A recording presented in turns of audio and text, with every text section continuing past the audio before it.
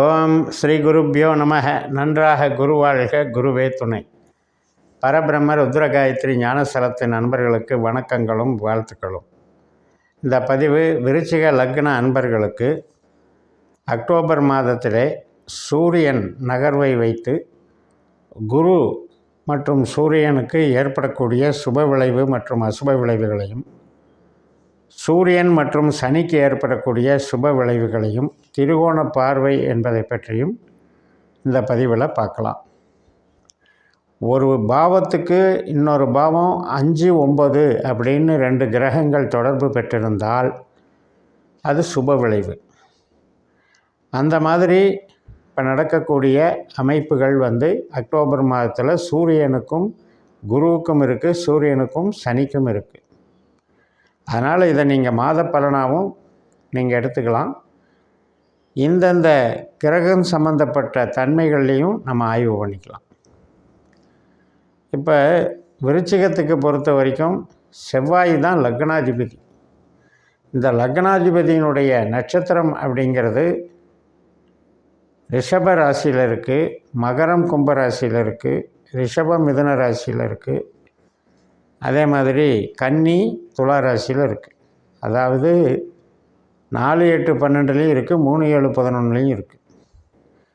அந்த செவ்வாய் நட்சத்திரத்தில் தான் இப்போ குரு மிருகசிரீஷத்தில் போகிறது.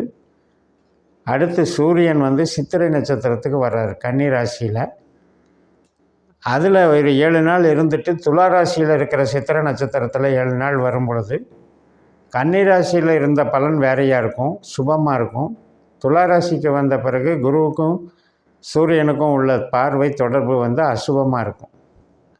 அதுக்கப்புறம் ராகுனுடைய நட்சத்திரத்தில் சூரியன் துலா ராசியில் வரும்போது கும்பராசியில் இருக்கிற சனி கூட ஒரு தொடர்பு, அது திரிகோண பார்வையாக சுப விளைவாக கொடுக்கும். இதை தான் நம்ம விரிவாக பார்க்க போகிறோம். இப்போ 10ஆம் தேதி வரைக்கும், அக்டோபர் 10 வரைக்கும் சூரியன் சந்திரனுடைய நட்சத்திரத்தில் இருக்கார். சந்திரன் நட்சத்திரத்தில் கேதுவும் புதனும் வேறு இருக்காங்க. இதுக்காக தனியாக 12 லக்னத்திற்கும் பதிவுகள் போட்டிருக்கேன், கேதுவின் பிடியில் அப்படின்ட்டு. அதில் நமக்கு இந்த 10 நாட்களில் நமக்கு என்ன நடக்கும் அப்படின்னா, லாபஸ்தானத்தில் இருந்தாலும் பாக்யாதிபதி சந்திரனுடைய நட்சத்திரத்தில் இருந்தாலும் இந்த கேதுவனுடைய தொடர்பு கிரகண தோஷத்தை ஏற்படுத்துறதுங்கிறதுல கவனமாக இருக்கணும். பழகிற விதத்தில் நண்பர்கள், கொடுக்கல் வாங்கல்கள், எதிர்பார்ப்புகள், இதில் எல்லாம் ஒரு பழக்க வழக்கம், நட்பு மற்றும் பிரியப்பட்டு பழகிறது, காதல் உறவுகள், இது எல்லாத்துக்குமே சந்தோஷத்துக்கு பதிலாக இந்த கேது நமக்கு கெடுதல் செய்கிறவராக இருந்தால் குழப்பங்களை விளைவித்து அந்த நட்பை கலைச்சி விட்டுருவாருங்கிறதுல கவனமாக இருக்கணும். இந்த 10 நாட்களில் இறை வழிபாடு, இறை சார்ந்த நம்பிக்கைகள், யோகா மற்றும் நமக்கு ஆன்மீக தொடர்பில் ஏற்படக்கூடிய ஒரு படிப்பினைகள், இவைக்கெல்லாம் ஒன்றும் பிரச்சனை இல்லை, நல்லாயிருக்கும். கேது என்பவர் எப்போவுமே டிட்டாச்மெண்ட்டுக்கு உண்டானவர், அட்டாச்மெண்ட்டை கெடுக்கிறவர். அதனால் கேதுவனுடைய ஒரு பிடி அப்படிங்கிறது கிரகண தோஷமாக நடக்கிறதுனால தனிமை, ஸ்பிரிச்சுவல் ஆக்டிவிட்டீஸ், ஆன்மீகம், தத்துவம், இதையெல்லாம் நாம் டெவலப் பண்ணுறதுக்கு சாதகம் பண்ணுவார். ஆனால் அன்பு, நட்பு, உறவுகள் இதுக்கெல்லாம் டிஸ்டர்ப் பண்ணுவார். இந்த 10ஆம் தேதிக்கு மேலே 17ஆம் தேதி வரைக்கும் செவ்வாய் நட்சத்திரத்தில் சூரியன் போகும்போது நமக்கு 7ஆம் வீட்டில் இருக்கிற குருவும் செவ்வாய் நட்சத்திரத்தில் இருக்கிறதுனால இந்த 7, 11 அப்படிங்கிற தொடர்புகள் நமக்கு இருக்குது. இந்த 7ஆம் இடம் என்பது கணவன் மனைவி உறவு குறிக்கிறது, திருமணத்திற்கு பெண் பார்க்குற படலத்தை குறிக்கிறது,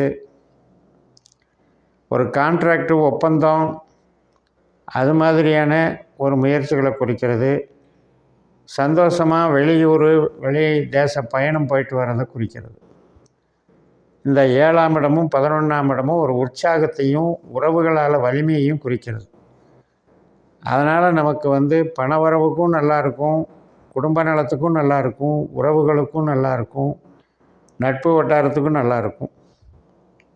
சிறப்பாக கொடுக்குற அதே நேரத்தில் நம்ம செவ்வாய் கிரகம் வந்து நமக்கு 8ல் இருக்காருங்கிறத கவனத்தில் எடுத்துக்கணும். நம்ம லக்னாதிபதியே 8ல் இருக்கார். அப்போ அந்த 8ஆம் இடம் என்பது என்ன அப்படின்னா, நமக்கு மனதளவிலையும் சிந்தனை அளவிலையும் ஏதாவது ஒரு வலிவேதனையை உருவாக்குவது.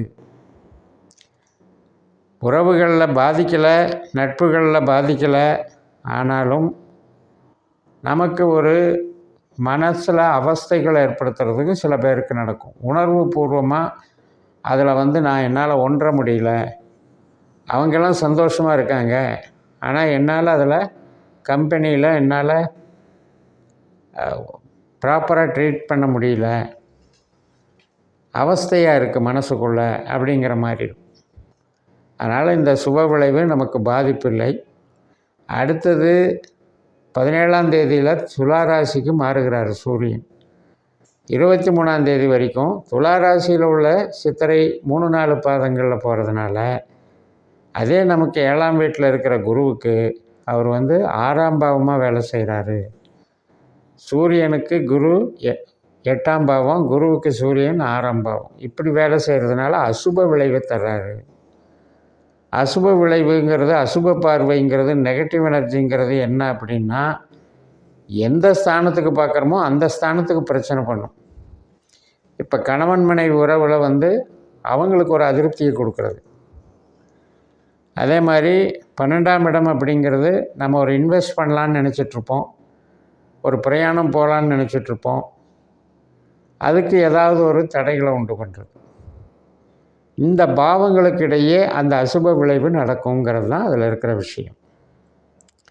இதுக்கடுத்து 23ஆம் தேதி வரைக்கும் இந்த அவஸ்தை, 17லேருந்து 23ஆம் தேதியிலிருந்து உங்களுக்கு நவம்பர் 5ஆம் தேதி வரைக்குமே ராகுனுடைய நட்சத்திரத்தில் சூரியன் பயணிக்கிறாரு. அதே நம்மளுக்கு விருச்சிகத்துக்கு 4ஆம் இடத்துல அர்த்தாஷ்டம சனியாக இருக்கக்கூடிய சனி பகவான் வந்து அவர் ஒரு ராகுனுடைய நட்சத்திரத்தில் பயணிக்கிறார், சதயத்தில். அப்போ சுவாதியும் சதயமும் ராகுனுடைய நட்சத்திரமாக இருந்து இந்த 2 கிரகத்தை ஒன்று சேர்க்குது. இதுக்கு தான் திரிகோண பார்வைன்னு பேர். 5, 9ஆம் இடத்துல ஒரே கிரகத்தின் நட்சத்திரத்தில் 2 பேர் கனெக்டிவிட்டி ஆகிக்கிறாங்க. அப்போ நமக்கு 4ஆம் இடம் 12ஆம் இடம்ன்ற கனெக்டிவிட்டி நல்லதான்னு யோசிக்கணும். 4ஆம் இடம் அப்படிங்கிறது தாயார், மனைவி, பூமி, வீடு, வாகனம், அதே மாதிரி உற்பத்தி சார்ந்த ஒரு இது, அதிருப்தியான மனநிலை, உறவுகள் சார்ந்து நமக்கு கொஞ்சம் டென்ஷனை உருவாக்குறது. இது 4ஆம் இடம். 12ஆம் இடம்ங்கிறது நமக்கு ஏதோ ஒரு வகையில் அசௌகரியம், டிஸ்டர்ப் ஆகிறது, நம்மளுடைய உடம்பில் மனசில் சக்தி இழக்கிறது, மருத்துவ சிகிச்சைகள் மேற்கொள்கிறது, வெளியூர் போகிறது, பிரயாணம் போகிறது, வெளிநாடு போகிறது, இன்வெஸ்ட்மெண்ட் பண்ணுறது, ரகசிய நடவடிக்கைகள் ஈடுபடுறது, இதெல்லாம் வந்து ஒன்றா சேருது.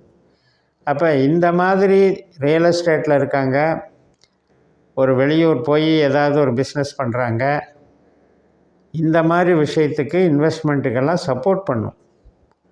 ஆனால் உறவுகள் ரீதியாக பார்க்கும்போது, இப்போ குழந்தை சம்மந்தப்பட்ட உறவாக இருந்தாலும் சரி, கணவன் மனைவி சம்மந்தப்பட்ட உறவாக இருந்தாலும் சரி, இது வந்து ஒரு ஈகோவை வளர்த்து ஆர்கியூமெண்ட்ஸை அதிகப்படுத்தும்.